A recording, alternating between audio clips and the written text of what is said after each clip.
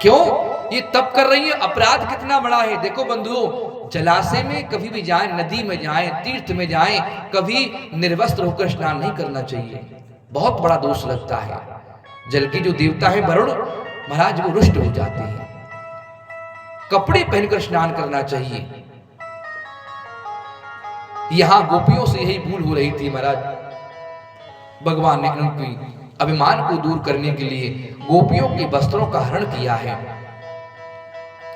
यहां पर गोपी चिरहरण की कथा आती है। इस प्रकार से देखो, जिन कन्याओं का विवाह नहीं होता हो ना, वो एक मंत्र है कि कात्यायनी महामाई महायोग निधीश्वरी नंद गोप सुतम देवी पति महाकुरुते नमः। जिन कन्याओं का विवाह नहीं होता हो महाराज, वो इस श्लोक का जप करें, नियम पूर्वक विधिवत अनुष्ठानवत होकर वैदिक ब्राह्मणों से इसका अनुष्ठान करावें तो महाराज उस कन्या का विवाह हो जाता है। श्रीमद् भागवत जी में एक एक श्लोक जो है महाराज, वो एक एक बात को यथार्थ करने के लिए। हमने बताया आपको पहले एक नारायण कवच कल आया था ना, नारायण कवच का, वो भी अद्वितीय कवच है।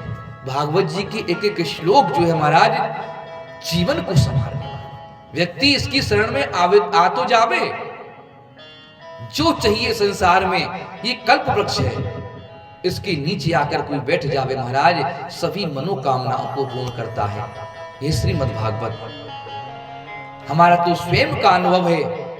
अनेक अनेक कष्ट आते हैं, हम कभी किसी से कोई याचना नहीं करते, कभी किसी से कोई सहायता नहीं मांगते। हम तो कोई विपत्ति भी आती है तो केवल हाथ जोड़कर इसे निवेदन कर देते हैं। यथार्थ है बंधुओं, वो हमारे सारे कार्य भी पूर्ण हो जाते हैं। क्यों?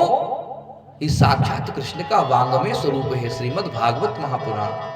इसकी शरण में आकर के तो देखो, हर वस्तु को प्रदान करने वाली है श्रीमद् भागवत। इस प्रकार से यहां गोपियों की चीरहरण की कथा आती है। भगवान ने किस प्रकार से गोपियों का चीरहरण किया है।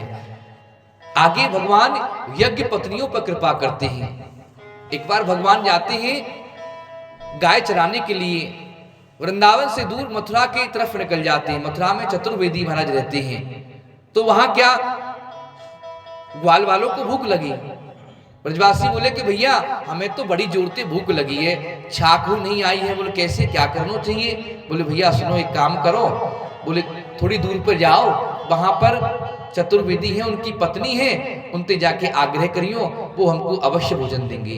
कह दियो कृष्ण बलराम गैया चराते चराते वन में आ गई है, वो तुम्हारे लिए कुछ ना कुछ अवश्य दे देंगी। ब्रजवासी जाते हैं, वो याज्ञिक ब्राह्मण यज्ञ कर रहे होते हैं। ब्रजवासी कहते हैं कि भैया राम राम। बोल राम राम। बोले भैया हमें भूख लगी है, कृष्ण बलराम थोड़ी दूर पर गैया चराते भाई आए हैं, उन्हें भूख लगी है, तो कछु खावे को मिल जाए तो आप दे दो। महाराज